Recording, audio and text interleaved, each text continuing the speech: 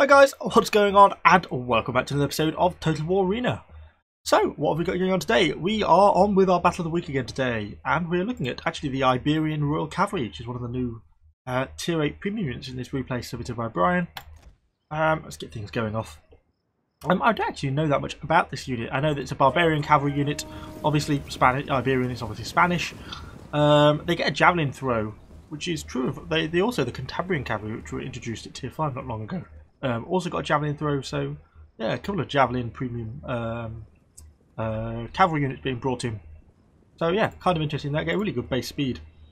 Well, not so good in a forest, obviously, because they're getting what 35%, 25% movement speed modifier. But yeah, really good base speed. Play pretty similar to Barbarian Cavalry.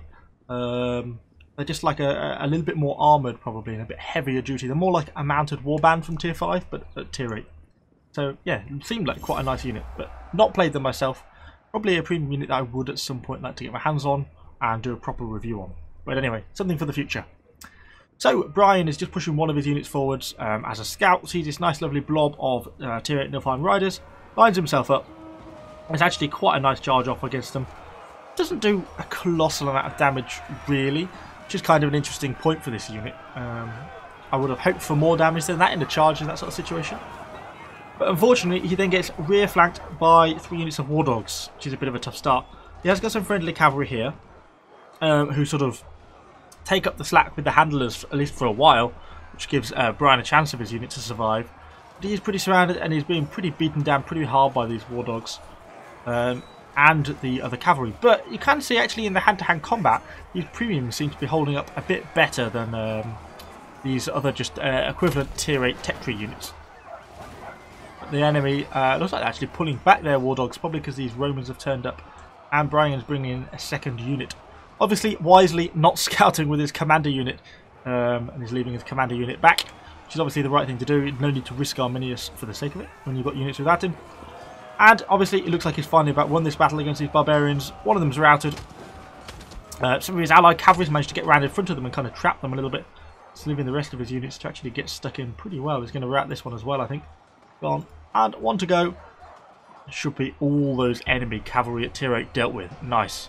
So, pretty good start to the game. He's basically lost the whole unit, but 3 units of enemy cavalry destroyed and quite a lot of damage done to the war dogs as well. And he's already racked himself up 1,500 points. Yeah. The benefit of being in any fight that involves war dogs is that you're always going to get a good amount of points for it. And he starts to bring up his 3rd unit as well. And all the time, it looks like he's harassing these war dogs, getting a charge in on the dogs before they can actually sort of unleash and fury into him, which is certainly a good thing. Just continuing up the damage against these guys, although the dogs are now released and actually soon pretty rapidly start to build up a bit of damage. But he has quite a bit of support here in terms of allies. These war dogs obviously don't want to be hanging around here, so the fact he can sort of keep applying damage on them is quite effective. See the amount of damage he's racking up now. I mean, just the amount of points he's gaining, you can see he's laying into these war dogs pretty effectively. And he's still got his full strength commander unit yet to bring into combat. He's having another go at these wild wolves. He goes for another charge. Slams into those guys. These war dogs are pretty much doomed. I think he might even end up routing. Nope, they've just stabilised. But they're never going to be able to get away from this one. I think they'd have been better off making a stand in the forest, to be honest. At least they got the they get the Barbarian modifier from being in the forest, and cavalry get the negative modifier. Those guys are going to rout. And then 1 unit left. Trying to kill the last one. There's the flanking modifier, and there they go, routing. So that's all the war dogs dealt with, and the enemy cavalry. So things are looking good. The battle's really turning in his favour. He goes for the last man. I probably wouldn't have bothered with him, to be honest. I would have just left him rather than risk some damage from the elephant. But there we go. He gets rid of them as well. So he's basically got 2 almost full strength units left. Gives him still quite a few options to play with. And the battle's looking strongly in the favour of his team, but not completely finished off yet. What they've got left is obviously some ranged units over here in this part of the map. There's an enemy pikeman over there. I'd certainly be keeping out of the way of this elephant, but the Romans go in for him, pop their vengeance. Or pop vengeance on 1 unit anyway, yeah, pop it on one of the units. Amazing how quickly vengeance starts to rip through elements if you get it in the right situation. And they soon start to decimate itself. Oh, really do start to decimate itself. That elephant is going to be dead soon. So, it looks like Brian's rooting around looking for his next set of kills. There's some Greek cavalry up here, could be a possibility. Or we're going to rear flank high up here with his spearmen. But it looks like he's going to go for the Greeks. Is he going to charge? No, he doesn't actually get a charge off. He just goes in for hand to hand. I guess with that corner, it's kind of understandable. Half his units would be bound and half of them would just charge off into the river. So I kind of get why he didn't do that. He's with what's the word? Momentum, that's the one.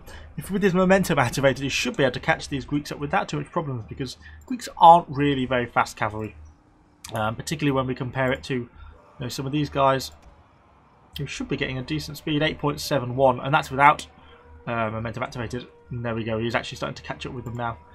Oh, he goes for charge. Oh, that's got them. Nice. Should, if he can get the modifier on them. There they go. -11, and that will be the end of those Greeks, because they should completely rout. So, more enemy cavalry killed. How's he doing? 3,700 on the aggression, doing pretty well. What's he got else to look for? Some archers here, possibly? It's just a case of trying to hunt down some targets. I'm trying to see how his teammates doing in the light artillery. Yeah, pretty solid game as well. Ah, so there's some exposed archers here. This could be a good opportunity. It looks like he's planning on pushing through the forest to get round. Ah, but there's some Andratus swordsmen there hidden in. Yeah, you've got to be a bit careful of these. I'd also be very wary of these Greeks here. They want to come for you. He's definitely started blobbing up a bit more now towards the later game. At the start, he was obviously very spread out. I kind of get why, particularly as sort of things are probably getting a bit safer. It is a bit easier to manage in terms of micromanagement. Probably perhaps not the best thing in terms of getting the most out of your chargers. But if he's just going to try and rout these guys, which I suspect he is, particularly with the other cavalry in, and oh, he goes for a javelin throw. Nice. 2,800 damage, yeah, not bad. And what's he going to do now? Is he going to go into these? I thought he was going to go into the back of these Andratus swordsmen to try and maybe get the rout. Oh, there he is. There he goes. A reasonably effective charge, actually. And hopefully it's going to be enough to get him routing. It is, because he gets the rear flank modifier, and those guys are out, and they should be able to cut them down pretty ruthlessly, particularly if he's going to go for frenzy, which he has, gives him that massive amount of melee attack. Goes for strikes. Yeah, just racking up the damage there pretty quickly. So yeah, it's kind of weighing up the options of whether in that sort of situation it's kind of acceptable to blob. I suppose it probably kind of is. Particularly if you're going to go for a rout in that sort of situation, you had all those Romans there in support, then I think it probably is acceptable to be blobbing. If he was going to be tackling something like that Greek cavalry that was milling around here earlier on before he went to the forest, you really need to be spreading yourselves out then, because otherwise that Greek cavalry will absolutely kill all your units in one large mass like that, ideally. So these archers here, pushing away from their pike defence, because for an extremely inaccurate javelin toss.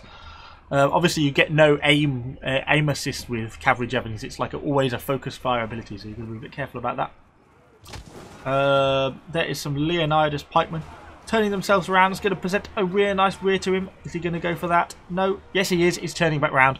Going to go for the rear of these thorax pikemen. Smashing straight in. I would almost be tempted to sometimes not charge into that sort of situation, because by charging you do put yourselves in front of the pikes. Looks like it panned out quite well because it actually routed, but if they'd managed to get a hold of the line off or something, and not actually rout by going behind them, if you charge into them, you smash through them, and then you're often facing the front of the pikes. Whereas if you just attack them from the rear, you can get quite a lot of damage on them pretty quickly, and you don't have to face them. They'd have to turn all the way back round before they could get into you. So sometimes it can be worth sort of that little bit of a balance. So it's pretty much cleaned up most of the enemy team. 4,500 aggression points. Pretty solid game overall. What has the enemy got left? Just one unit of spearmen just milling around up here, chasing down some slingers. I don't think that's going to end particularly well for them, even with their shields. Having ranged units behind you is only going to be ending in one way. Looks like these blood reds. Oh, I thought they were going to go in for a charge then. Oh, he sneakily managed to get them to go into phalanx. And by getting them to activate their phalanx and then moving away and wait till they deactivate it again, of course that means that they then can't activate it again quickly enough, and the cavalry gets a charge up into them. It was a nice little play by those blood riders. So he then managed to cap out the enemy base and secure himself the victory. Yeah, it was a pretty nice game overall. Quite an enjoyable replay to watch. Also kind of cool to see those tier 8 premium units. They look quite nice at tier 8. I think they look better than the Nilfheim Riders. I was going to have a quick look to see if I can see them in the tech tree and get any information on them now that's changed. I didn't know if it would allow me to do that or not. It is not. I thought we were going to be able to see them in the shop, in the tech tree here, but unfortunately we can't. So yeah, seems like a pretty decent unit. So I'll seriously be considering trying to get my hold of words. I would quite like to get my hands on them and do a premium unit on the tier 8 Iberians. If that's something you might be interested in, let me know in the comments down below, and I'll see if I can perhaps get the hold of them and do some reviews on them. That'll be kind of a cool unit to see, I think. So hopefully you've enjoyed today's Battle of the Week, even if I haven't been able to speak for almost the entire episode. Don't know why. Yeah, let me know what you think in the comments down below. Subscribe to the channel for lots more Total War Arena content, and thanks guys. I shall see you all on the next video.